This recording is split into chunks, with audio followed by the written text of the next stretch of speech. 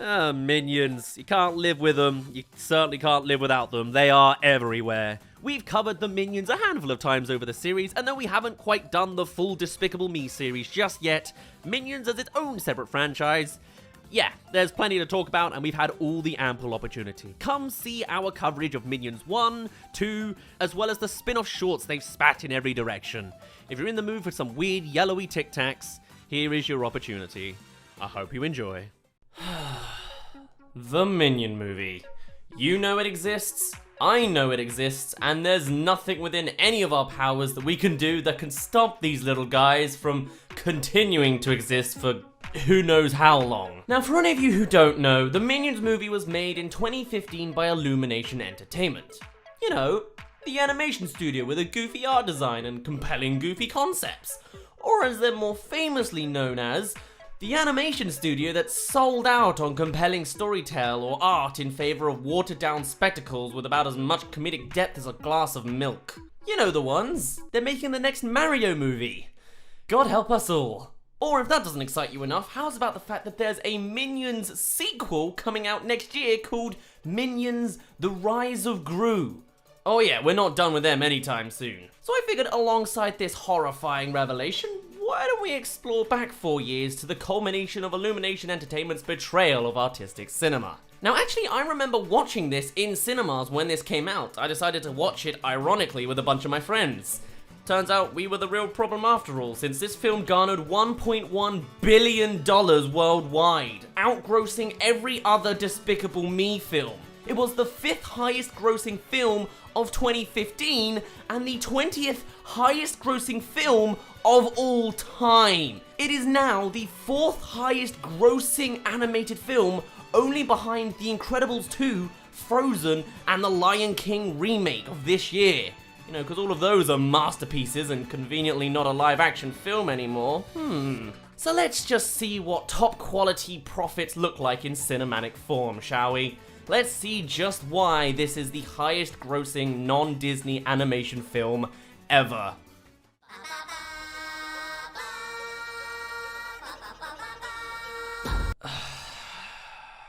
So the plot of the Minions is that minions exist. They want to be evil henchmen to the most evil thing in the world, and this is the tale of how they eventually came to meet Gru.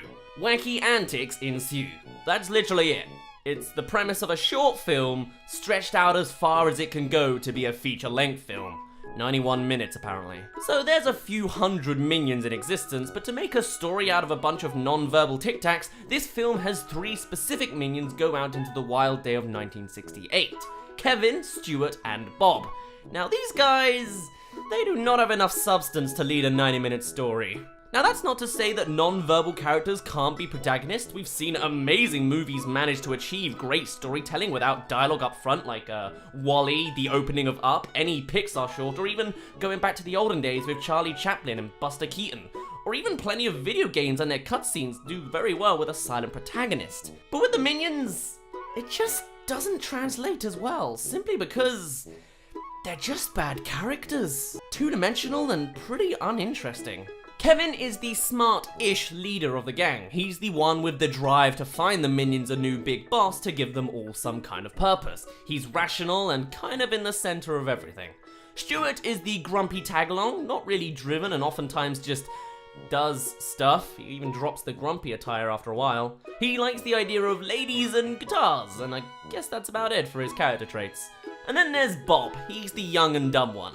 Happy to be there, and being there mostly just so that audiences can watch and ogle over his cute antics. As archetypes, I guess you could say they reflect the 3 clown types. Kevin's the clown that knows everything, Stuart's the clown that thinks he knows everything but doesn't, and Bob is the clown that knows absolutely nothing. But that is about as deep as their characters go.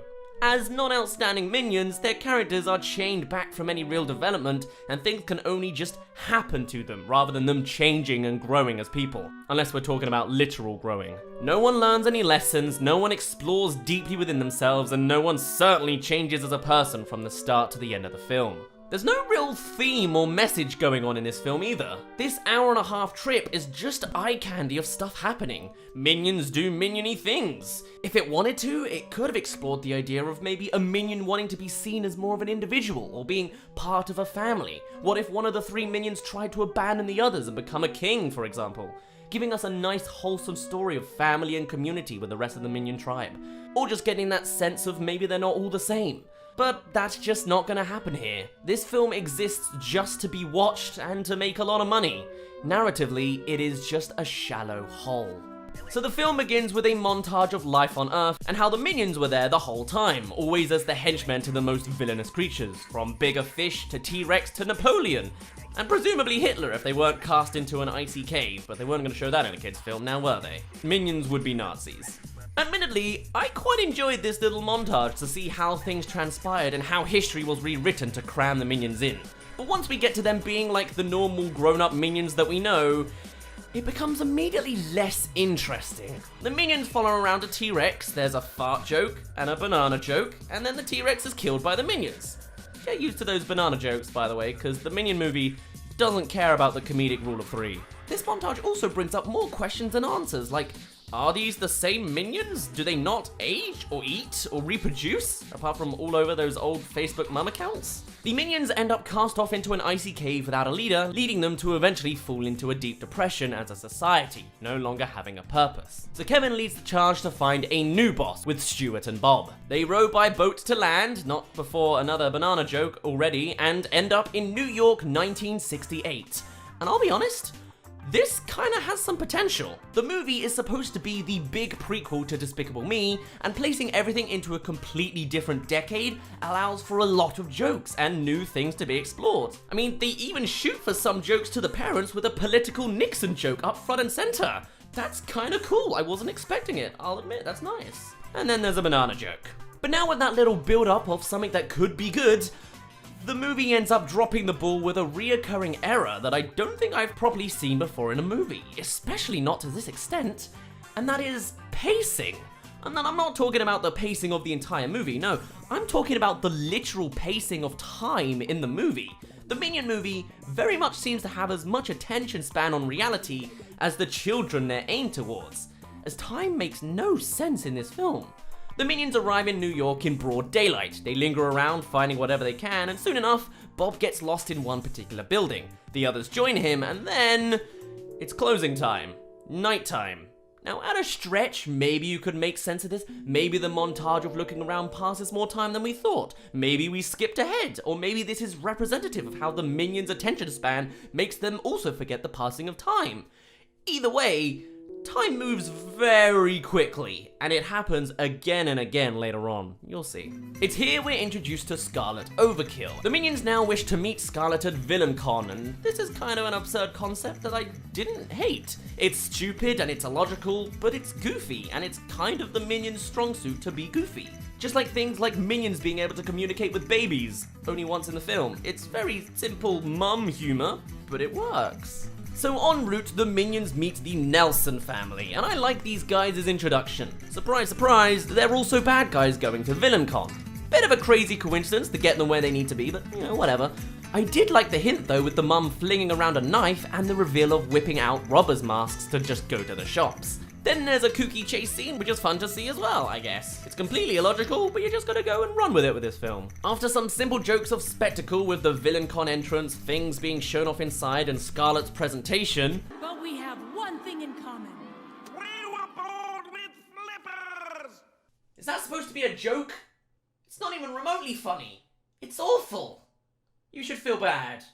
The minions luckily win a competition and become recruited with Scarlet Overkill. So now, after traveling to New York and then Orlando, the trio are flown right over to England. Gotta see everything at once, right? Scarlet hires the minions to steal the Queen's crown. That's her big plan.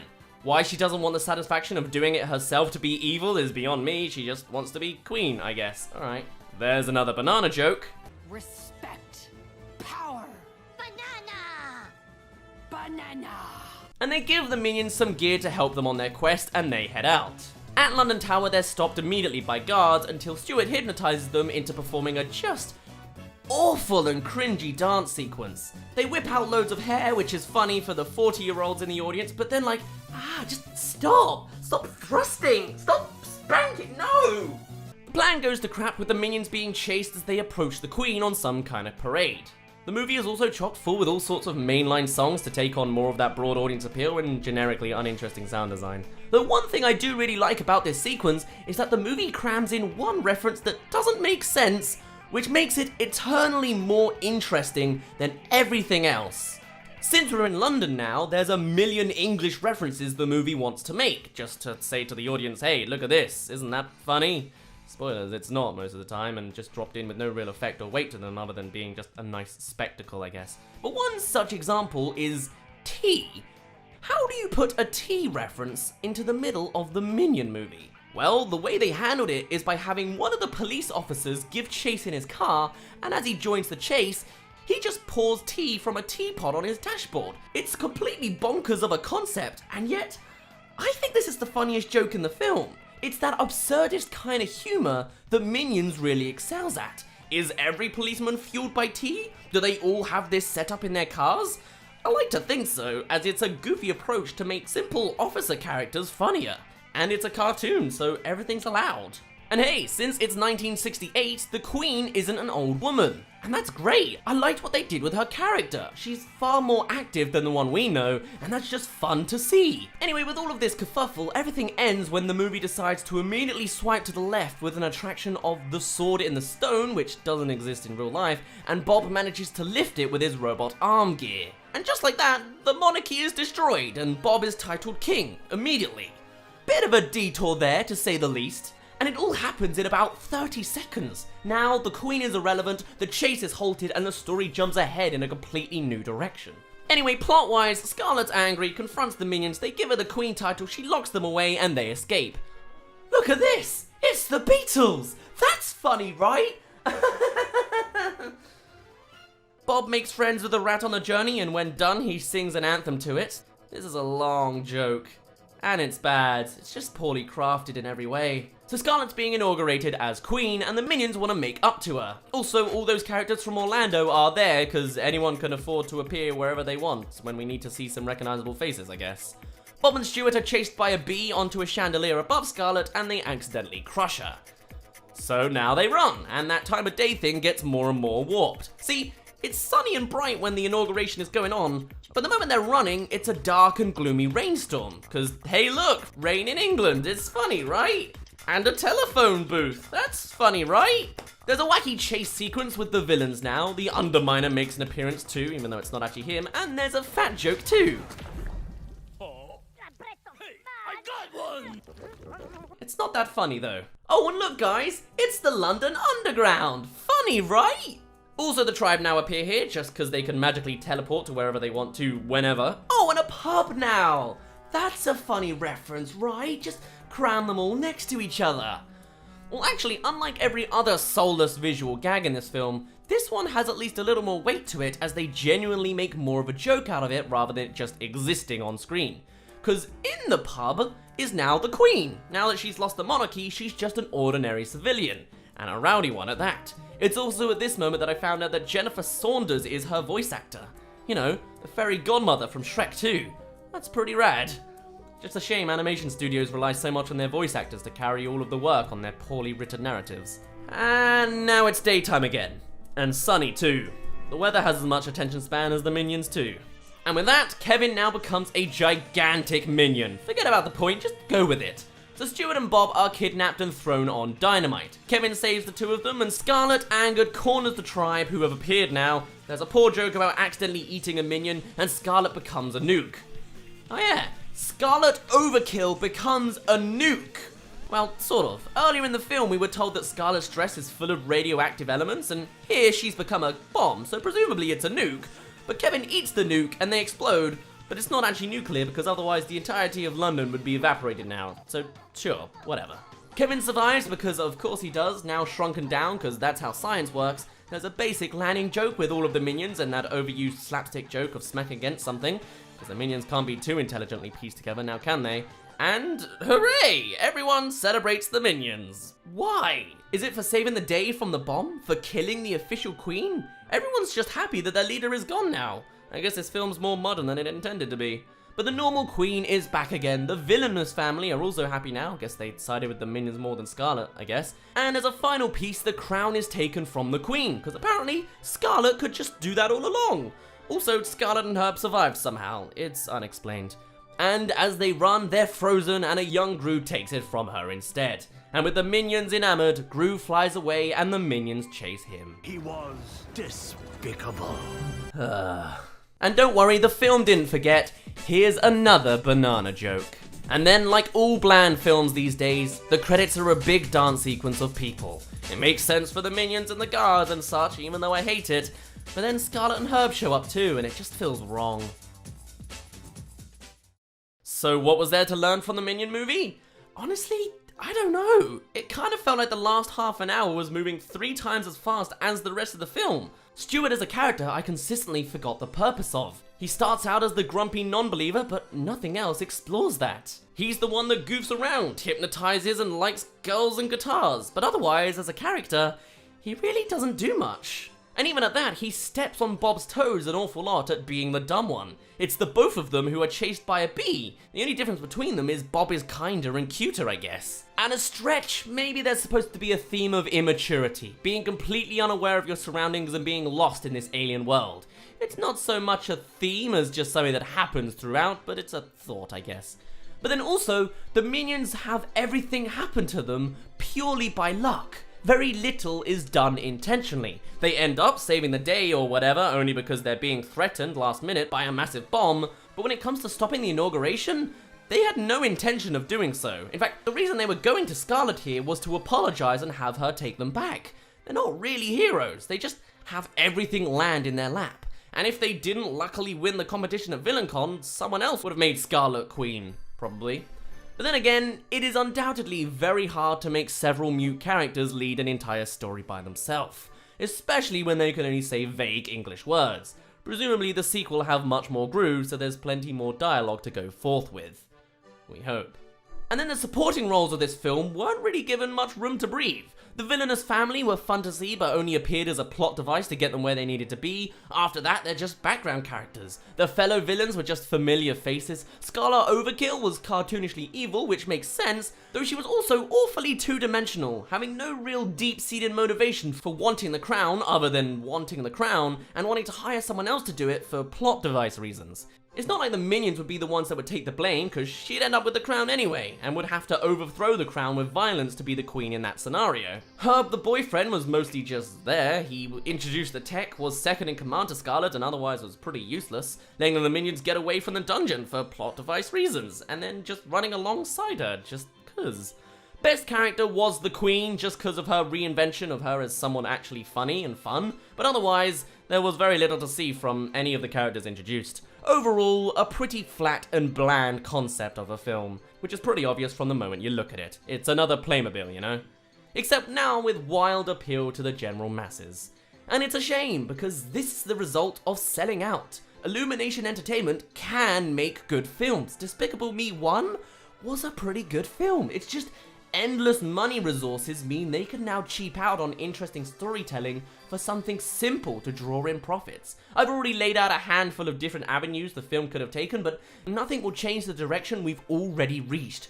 Profits are at an all-time high, and the studio is definitely not going to be changing after that.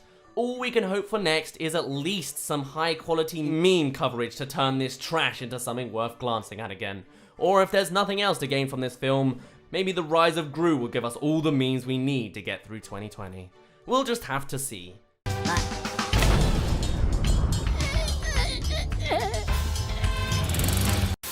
Disney has its spin-offs, Pixar has its spin-offs, DreamWorks has their spin-offs, though I need to find some serious time to sit down and consume all of that. And of course, after a little bit of digging, Illumination has their spin-offs as well. If you were the target demographic of 5 years old when the first appearance of the Minions hit the big screens, you'd be 18 now. That's horrifying. But with only 5 installments of Minions stuff, surely you'd be craving more now that you've hit actual adulthood. Well, don't you worry, Minions aren't just built for those Facebook mum memes or on every merchandise in existence in the early 2010s. Interspliced across the years, there have been shorts of the Minions as well. Typically, it's 2 to 3 short releases for every Illumination movie that comes out, usually on the Blu-ray disc of any given movie. But thankfully, I don't have to buy the entire physical library of Illumination movies to catch all of Illumination's side projects, as there is a compilation volume called Minions and More, stitching together all of Illumination shorts all into one place. And naturally, it has Minions in the title. There is a Volume 1, a Volume 2, and a Volume 3 coming out in July. Not necessarily covering the newest stuff. One of those shorts is one aptly just named Banana from 2010. It's the original Minion shorts, but there is also a spin-off Mario short on that list that comes with the Mario movie Blu-ray about Kamek trying to sneak in a power-up to Bowser post-jar. Still, we only have access to 2 volumes. I don't have any physical Blu-rays. I've never even watched a film on Blu-ray at all. I know, I'm behind the times, but that gives us a viewing of 21 Illumination shorts. And 11 of which are Minions related. Of course, more than half of them are Minions related. So, much like we did with Cars on the Road, we'll be quickly going through each episode and ranking them. Plus, with so much Illumination content all plugged together, don't be surprised to see a follow-up real soon when Volume 3 comes out. Or I choose to tackle all of the Grinch and Mario shorts or something. Are they allowed to do that? They must have some weighty contracts with their collaborators.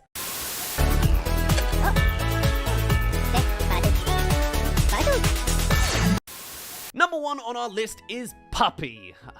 Drug misuse? That's an interesting warning you have on this Netflix compilation, but okay, looking forward to it. Set in the world of Despicable Me 2, since all the Despicable Me ones are locked behind Volume 3, it's all about a minion wanting to have a puppy. And though there is Kyle, the rabid dog that they all canonically have, he's not really puppy material. So instead, the minion tries out a few other options, a squirrel, a pigeon, a ladybug, until eventually settling on an alien. Alright, sure. He feeds the alien, there's crop circles in the garden, he walks it, there's like Simlish music playing in the background because we're in the Minions gibberish land of logic. And there is actually one cool beat I like about how the alien spaceship can play music by burning onto the disc directly with its laser beams. That's cool. It can also enlarge in food, which the minions all enjoy, and giant bananas too, because of course. The alien destroys a TV, Gru evicts them, and so the alien burns some constellations into view. It's like half good, half roll your eyes territory, you know? A very minion start. We then come to learn from the dialogueless exchange that the alien doesn't feel properly at home here, and that their home is very, very far away, you know. E.T. Our minion is sad on that fact, and the next day he sends out an email to their galaxy. Alright. So in the morning, the alien can be greeted by its real family. There's a semblance that there's gonna be an emotive beat here, but it's a 3-minute minion short. That's not gonna happen. The alien heads off, but leaves behind a gigantified ladybug, so our minion can still have company. See, it's okay to say goodbye to your pets and your friends, as long as you have something suitable to replace them. Then goodbyes don't need to have any weight at all. This short is a very short. This is about as middle of the road as I was expecting on the concept of an Illumination side story. It just goes. It covers the checkmark beats it has in regards to minion running gags, and is kinda there, kinda not. We'll put it neutrally in the center of our ranking list, and probably cover them a bit faster than that. Also, each one of these shorts comes with its own Illumination logo, which is nice to see a hint of creativity played with the brand. This first time, it was fly swatting a bunch of minions, which is about as accurate as the IP feels to me most of the time.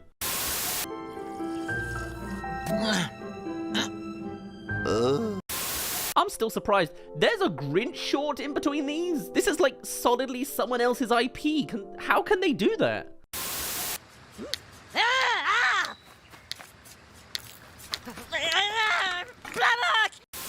Following that, we have Minion Scouts. This short, maybe my brain is rotting from the amount of yellow Tic Tacs I've witnessed in the past week.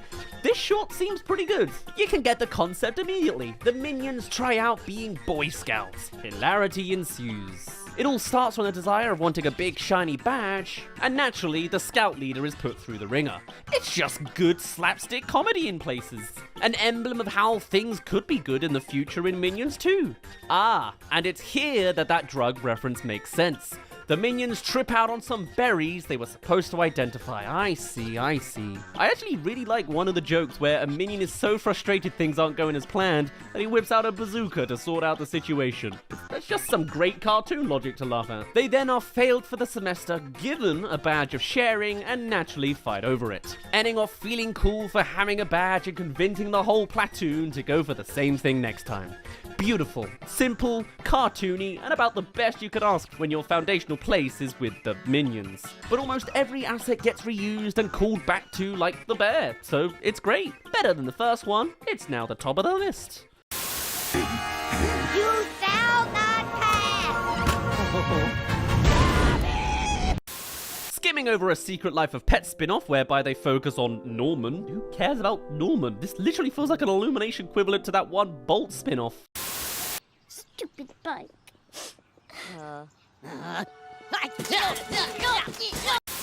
We reach Training Wheels, fittingly with a bike charging logo too. The plot of this one actually focuses on Gru's little girls, as they're all cycling over to the ice cream truck, only the little one, Agnes, can't cycle yet. Classic relatability to their kiddie audience that have no sportly skills yet. To which she's upset and the minions beat up her bike.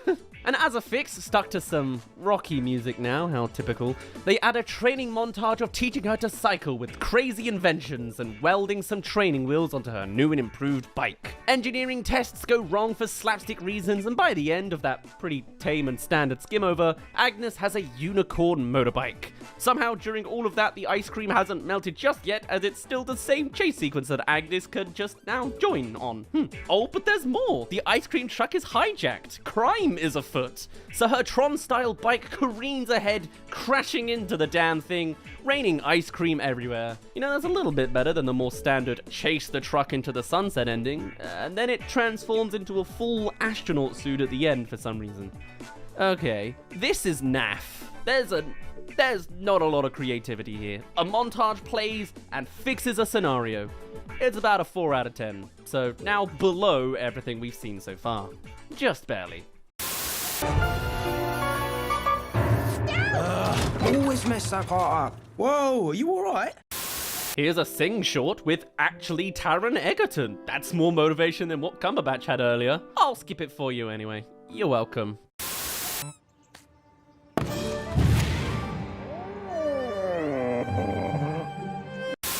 The Secret Life of Kyle. Still a minion short, believe it or not.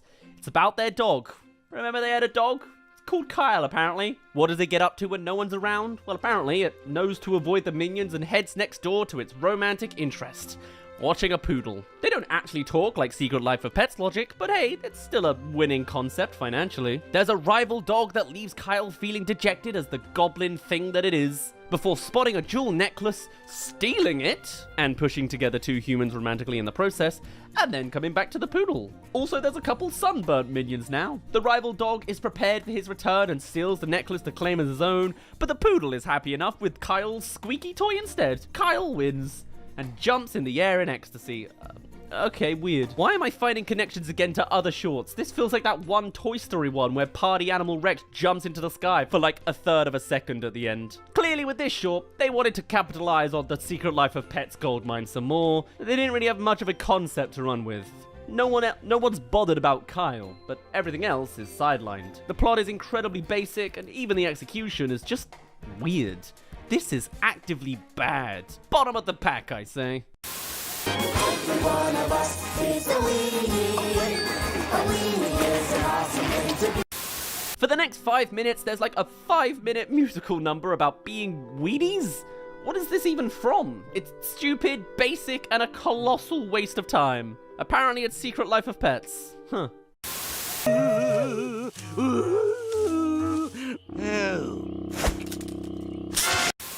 Also, there's a Lorax short right after. I know far too little to be getting into the Lorax today. Is that Amazing Phil?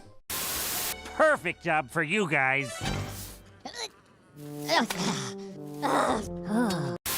The Minions had a Christmas short with Santa's Little Helpers. Bit of a generic title you have there, but whatever. The Minions inexplicably send themselves to the North Pole instead of Miami and help out at the old factory. Hilarity ensues, but to a lesser degree than the Scouts one. One of the first jokes in-house is that the instructions are to give a twerk and get to work. It was a different time. Comedy was dead back then. They fart on the supervisor and that dyes their hair. That kind of humor. All the way through. They ruin the conveyor, break gingerbread houses, they let out all the reindeer, who do have a great devilish smile to them, and as they're fired in the chasing mess of it all, Santa appears. Everything magically sorts itself out within the chaos except the supervisor is stripped of his clothes. The Minions won, riding out the sleigh in the dead of night, headbanging to a rock version of Jingle Bells in the credits. And the supervisor is seen in screenshots after, being punished by Santa like the Minions were before. This one ain't that great either. Not just cause I'm practically sat in a heat wave while watching this, but it's also pretty generic all around. It's just a Christmas cop-out. Why did they hide Santa's identity if they're gonna show him full body in the credits? This ain't as bad as Kyle, but it's not gonna go any higher than that. Also, strange, they bunched all of the credits of everything we've seen so far all together at the end of this compilation. Boy, they really do know how to keep up the retention time of kids. Just weird to witness credits transitioning into more credits for a different short.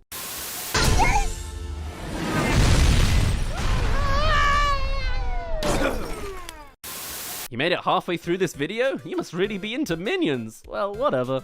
If you're hoping to see some more spin-off content like this, subscribe. Or on a totally different note, a spin-off of our content if you will, I'm starting the rumblings of reviving my second channel. If you're an old school Pikmin fan, you may enjoy what is currently available now. Or wait till weekly Friday uploads where I'm going to be delving into a bit of speed running on the Tears of the Kingdom front. It's a hobby. Check it out. But for now, here's more Minions, as requested. By you, apparently.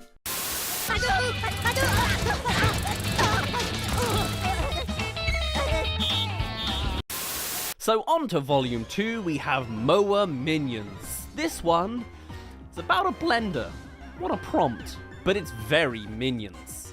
Even though it came with The Secret Life of Pets. Interesting. Let's see how this one turns out. So there's a puree advert about this banana-licious product. Blend anything and enjoy. The Minions are all on a couch watching said advert and are head over heels, but one dynamite smashing their piggy bank later and they realize they have no money. Suddenly, it's a more generic idea. Again, how does one make money? By going to a retirement home to do some gardening work for them. Alright, sounds slightly predatory, but we'll go with it. There are so many Minions and so many gardening tasks. Hilarity can ensue. You got cutting grass, gnomes, leaf blowers, barbecue, corgis, of course. And you know, this time, it's some good slapstick. This really feels hit or miss, but there's some great beats this time around. Though also, you got the checklist gags. The barbecue grill explodes and exposes Minion butt. There's several bits about poo, including a Minion screaming the words "Kaka-doody," but it all loops together quite nicely. Every Minion fails and they all intermix with each other, only to reveal the grannies had intended them to fail, paying them for the entertainment factor rather than their gardening. They get the blender, fill it with bananas, and then they're head over heels for a new blender with more buttons. Redoing the gardening again, and the gnome shatters after being fixed. And that's it. This was pretty good, but then the ending kind of fell flat, so it comes in second on the list. Which really says something considering it was filled with poop jokes, and it's second.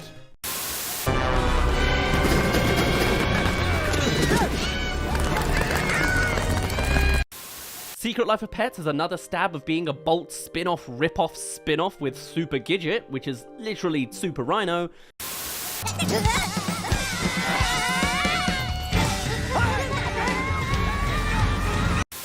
But back to Minions again with yellow is the new black. Clearly hopping on that orange is the new black vibe. Remember that?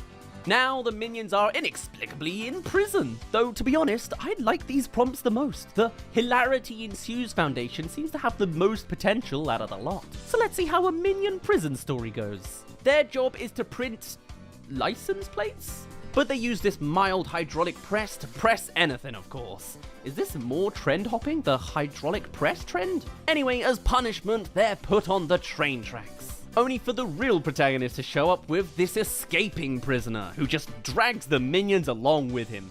cool, dragging them around like a zip line and just having them by his side, though the minions aren't exactly all that helpful even if they tried. But it's an escape for them too, as they're all on the run. Chased by a SWAT team, they're swung through town over train tracks, but as things continue to go wrong for the two, the prisoner says his farewells. They were only ever tools anyway, but the minions are there for each other, diving under an oncoming train before escaping to the circus and cannonball shooting themselves right back to prison grounds. Great! I like the idea that they were side characters to some bigger story taking place, but there's some nice slapstick beats. It's not too crazy on the creative front, but I certainly wouldn't call it neutral. Let's put it in third place. Did it! I'm a winner! As soon as you send me an additional $99.95. What? But I did everything you said. They made another Sing short. Do you remember Eddie? I don't really either. Skip.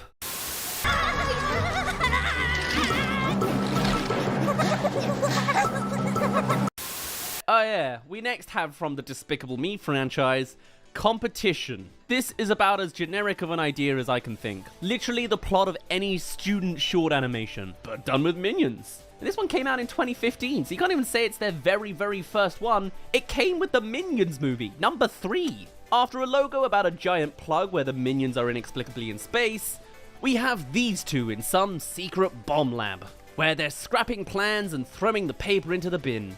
This then becomes a competition. Wow, we were. Perfect throws even when blind. They then have an impromptu boxing match between the two. I like that the set is built for that urge, followed by a thumb war and slapsies, fire extinguisher chair races, and then bombs. Explosive chemistry as the minions drop down on this giant shaft. Was there a Minions Dropper game on mobile? Somehow I got like sent back to a dormant memory watching this sequence. They make a competition of falling faster than the other before the whole place super blasts in explosive materials. The minions are burnt and the bin lands perfectly back in place. Back to throwing paper. Look, it's kinda creative with how it kept escalating, but is this not just a normal short idea with minions slapped into it? I don't know, something about this one feels particularly soulless. Or maybe it's that strange memory of a Minion mobile game that's got me thinking in this way. I guess it's not bottom tier, but we'll put it as third last.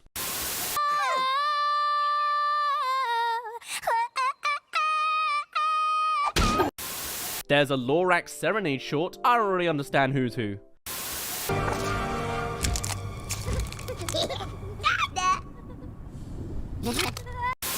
Crow Minions is next.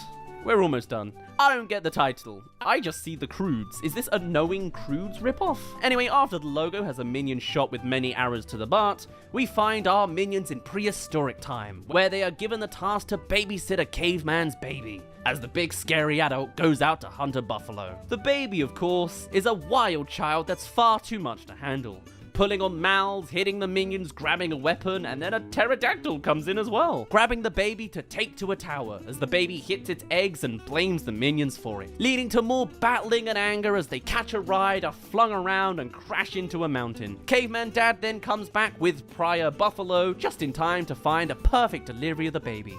Perfect ending, if not for the baby inhaling the entire meat and blaming the minions too. The dad angrily attacks the minions, the baby has that evil look in its eyes, and the pterodactyl takes the baby.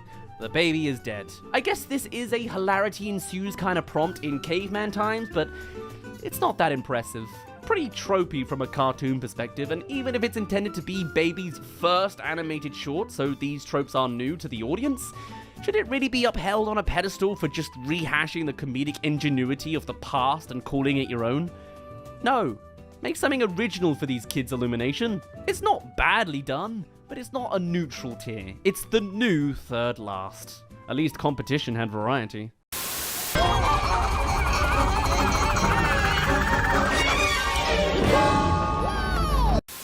Another Lorax short. Why they have so many bunched up like this? Skip?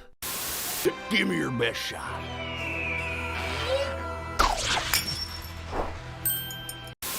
We're now in proper Minions movie territory, though the logo is a crossover with the Grinch for some reason. Blinky Nelson. It's about the evil family the Minions come about to in their protagonist movie. After committing a successful robbery, the baby has left his pacifier, but instead of being a big boy now, he decides to use toys in his bedroom to build a helicopter and fly right back to the museum. It's baby versus museum. I don't think I've heard that one before. Going through the vents, there's nightlights for the laser room, baby powder for the passcode, all sorts of good assets to be using here. As the guard is notified and looking about, Blinky finds his pacifier in the hands of a statue, how perfect, but just in time for the guard to spot they've actually been heisted, believing the baby took everything. Not a thinker, this guard.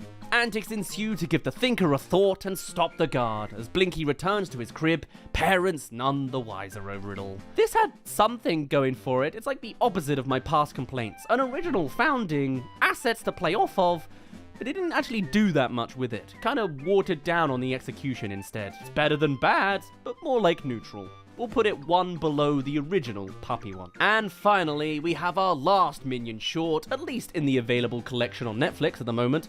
Apparently all 3 shorts from the original Despicable Me 1 are locked behind Volume 3. And though they are catchable online, it's in really poor quality. So I'm just gonna wait out for my Minions update and get some Mario movie shorts on the side too.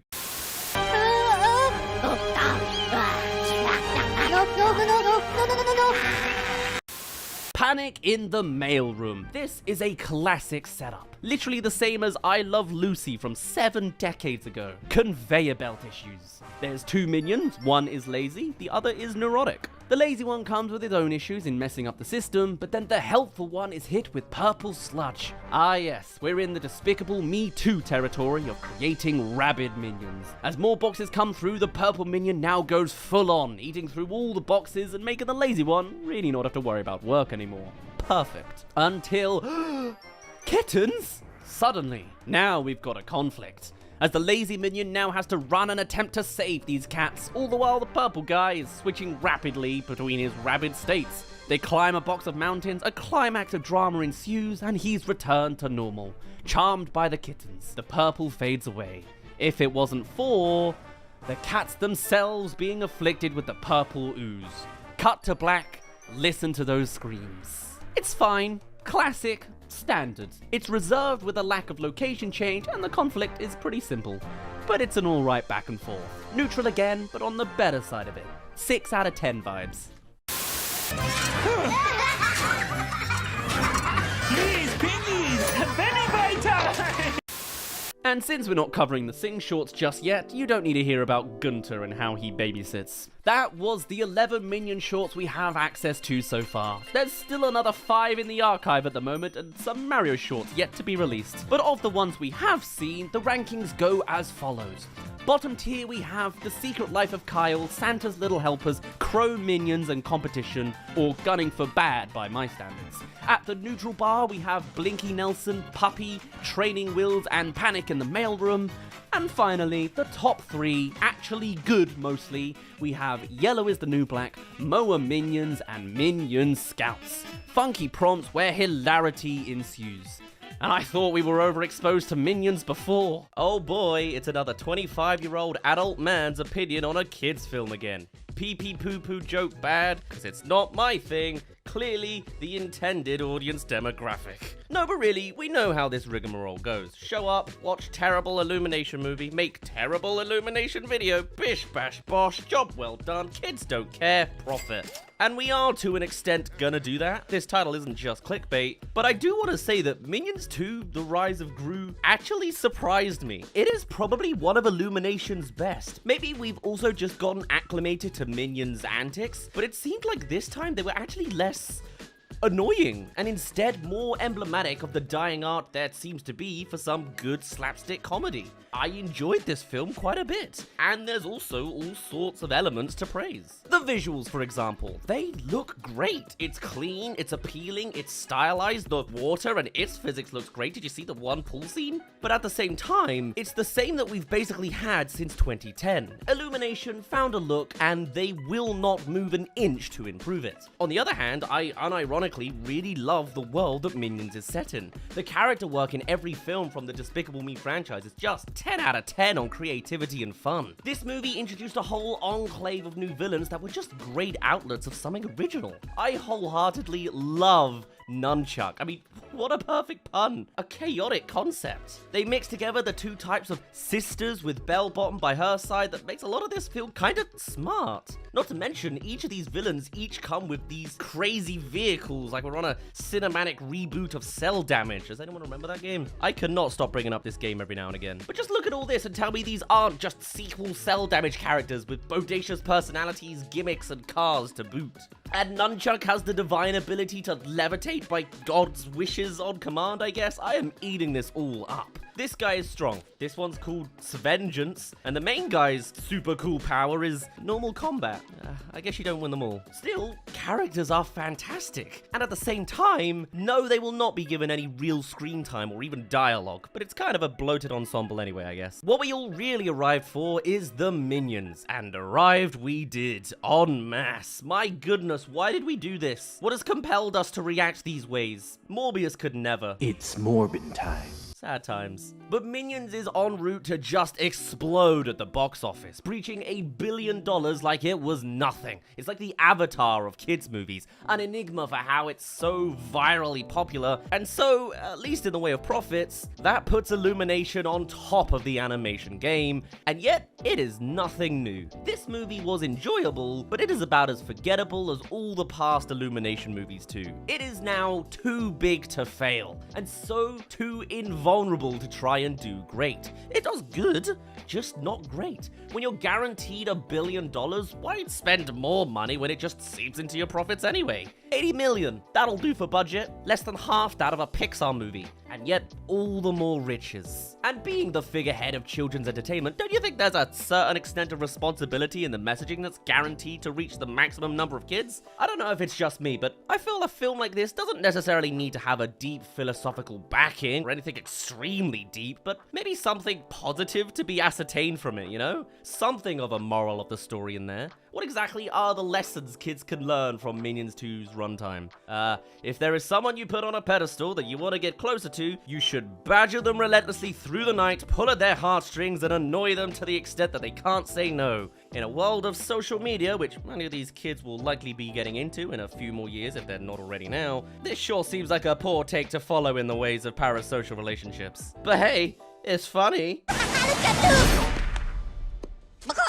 And the Minions are meant to be an embodiment of chaos. And from Gru's side of things, he is pestered into babysitting his horde of Tic Tacs. They fail him in the most frustratingly padded way, and then the lesson he is to learn by the end of the movie is find your tribe.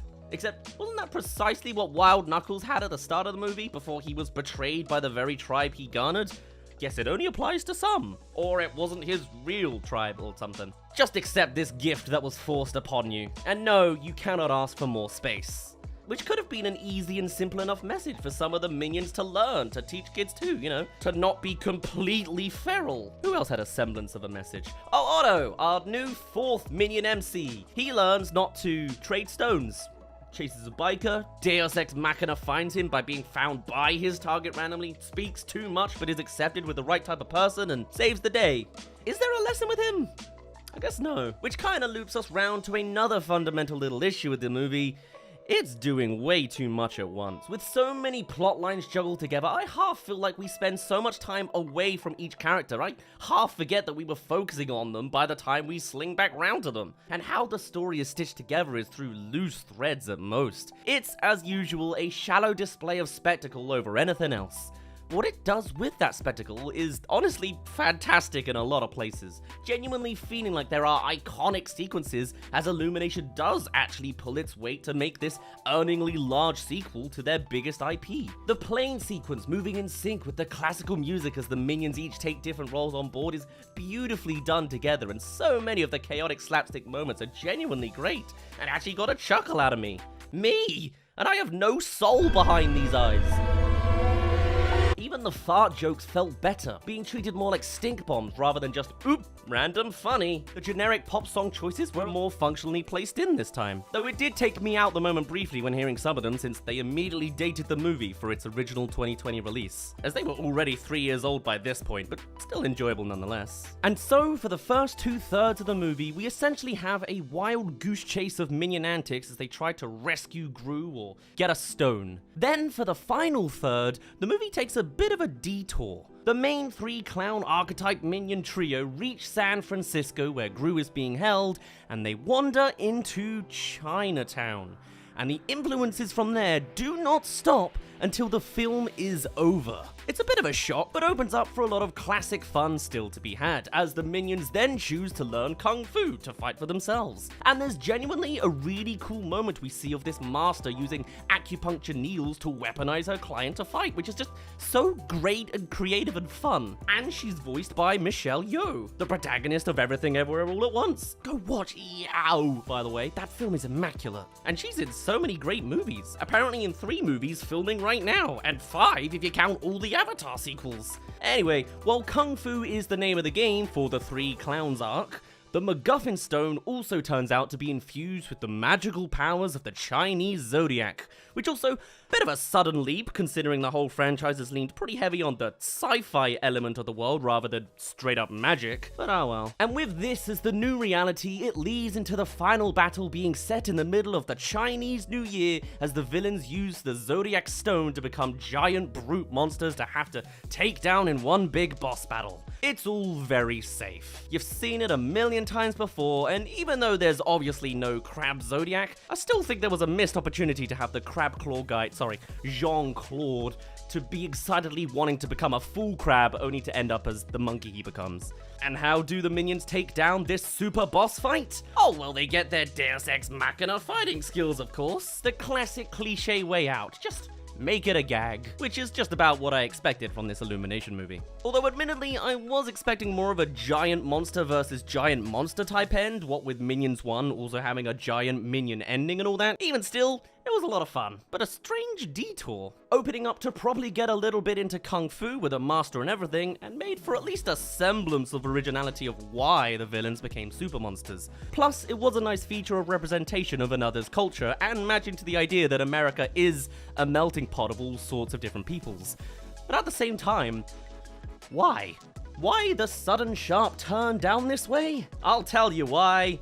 Money. An Illumination doing what it truly does best, gathering an audience together and making a lot of profit out of them. The reason there is such a heavy Chinese influence in this movie is because it is required to release this film to the 1 billion extra cinema goers over in China. It makes a lot of sense. And isn't inherently bad. If you can reach an extra $1 billion, why wouldn't you as a business? And you don't need to make a film that wins awards to break boundaries and borders. The only rulings in order to have a film distributed in China is to have it screened by the SAPRFT, bearing in mind only so many international films are even allowed in per year. It must please Chinese audiences with its story, and on the more extreme end, it must promote the same things the Chinese government is promoting. Whether that's full-on propaganda or just not too hard on Western ideals, I guess comes down to a case-by-case thing. With this distribution, studios only get a fraction of the revenue, but at the same time, more money is more money. Oftentimes, for these movies to breach into China, the influences and praising of the culture or certain characters have to be up front and center. And here, that's exactly the case. Is Minions 2 one big Chinese propaganda piece? No. Thankfully, it's simple and safe and childish enough that it doesn't have to pander too hard into the more controversial options of their contract. Of course, it hasn't stopped animated kids movies in the past doing exactly that. I'm looking at you, Abominable. But as a people-pleaser IP that Minions is intending to be, it bridges that gap in a way that's probably as acceptable as it can be. A nice showcase of a legitimate side of American culture, albeit a surprise one to stumble upon 2/3 of the way in. And maybe it destroys the world building if you're a Minions super fanboy. The 70s setting was a lot of fun to see, and certainly the only way kids would be exposed to that aesthetic. And me also, I was not around in the 70s. A lot of characters were a lot of fun to see. I know Biker Guy was just an enthusiastic yes man, but his little relationship with Otto was very wholesome. Otto, that was your tribe. Why are you sticking around just to be another blob, man? The references were very nice. Dr. Nefario was a particular favorite, of course, though some admittedly went over my head. The films were a long time ago, okay? And they were shockingly easy to forget. Huh, maybe that's in design too. Some characters needed work, like Svengeance. There's not even a single rollerblade pun in there. More so just that he's Swedish. The Wild Knuckles and Gru connection was fantastic. Genuinely, young Gru seems like a more compelling character than old Gru. Just a fun story to witness. The fire was pretty when the minions were machina-ing. And of course, when by the end of the film, Wild Knuckles dies, spoilers by the way, you shouldn't really care, as I've learned plenty since watching too many of these, no one dies in an Illumination movie. Not really. And by doing so, it keeps every kid happy, every overprotective type of parent happy. It reaches out to the maximum number of audiences possible by just breaking the popularity scale movies are built on, reaching even beyond to Chinese audiences and their strict processings from the government, and even more shocking than that, it's winning over the teens and the 25-year-old idiots like me too. As I and many other critics, it seems, found this movie to be wholly enjoyable. Maybe they improved the annoying formula. Maybe it's purely ironic in a way Morbius execs could only dream of, or maybe we're just getting used to it. This movie doesn't do anything new. It's the same visual style, the same format of jokes. It doesn't push any boundaries or try to tell a deep theme or much of a thought-out message at all. It is a perfectly functional, perhaps even good, mediocre movie, taking the most efficient moves to barely do anything at all, and yet be able to feast on the seemingly endless riches of results from the box office. It's the modern Pokemon games of the movie industry, and at this time, it's too big to stop and too big to fail. So the best you can do is put on your suit, dodge the Odeon security team, you know what's up anyway, sit on down and come join for the ride, cause this is the new normal. Illuminations and Minions 2 have mastered mediocrity, and it's something absolutely everybody can enjoy, whether you appreciate it or not. And that's all they wrote so far. The Minions are of course not going anywhere, but with them still bringing back the Despicable Me series, it's the same idea, but under a different lens. I'm probably going to spend a good chunk of my slots this year focusing on the Despicable Me franchise so I can talk all the more about that side of the world, but I hope you've enjoyed what I've had to share so far. On that note, my name's been Daz, thank you very much for reaching the end of this little compilation, and I shall see you all in a little bit.